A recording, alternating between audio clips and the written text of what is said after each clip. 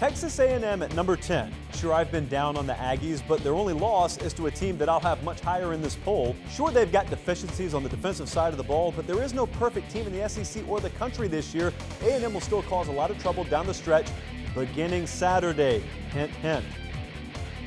Number 9, Baylor. Kind of anonymous right now. They've played SMU, something called Northwestern State, at Buffalo. Finally, they get tested this week as TCU comes into town before a trip to Morgantown. As usual, the question with Baylor, is their offense dynamic enough? Are they stiff enough defensively to manage their way through the Big 12? Number 8, Michigan State. Probably sold a little bit too much stock on the Spartans early in the season. You've got to give teams time to improve. I think they've started to do that, but at the end of the day, this team probably never should have dropped out of the top 10. Number 7, Notre Dame.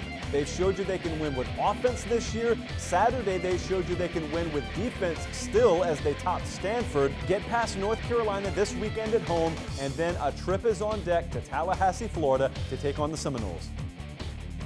Number 6, FSU. They continue to swim in the shallow end of college football, also known as the Atlantic Coast Conference. Heck of a job against Wake Forest, guys. Now you get to head to Syracuse, continue that gauntlet of a schedule. They do have Notre Dame coming up in a couple of weeks. Until then, tough to know where the cracks are because no pressure is ever put on this team.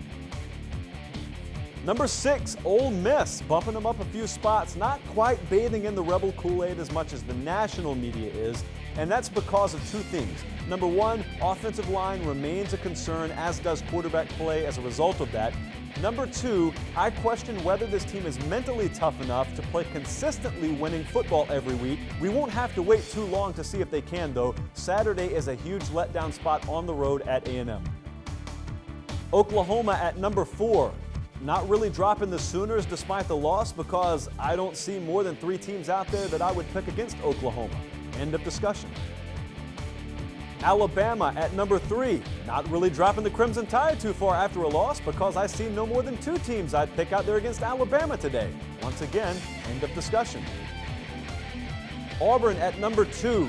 Tough spot here because there are a lot of areas I still have questions about with Auburn that, quite frankly, LSU was not equipped to expose, but the Mississippi State Bulldogs will be equipped to do. Saturday could end up being Auburn's toughest test all season.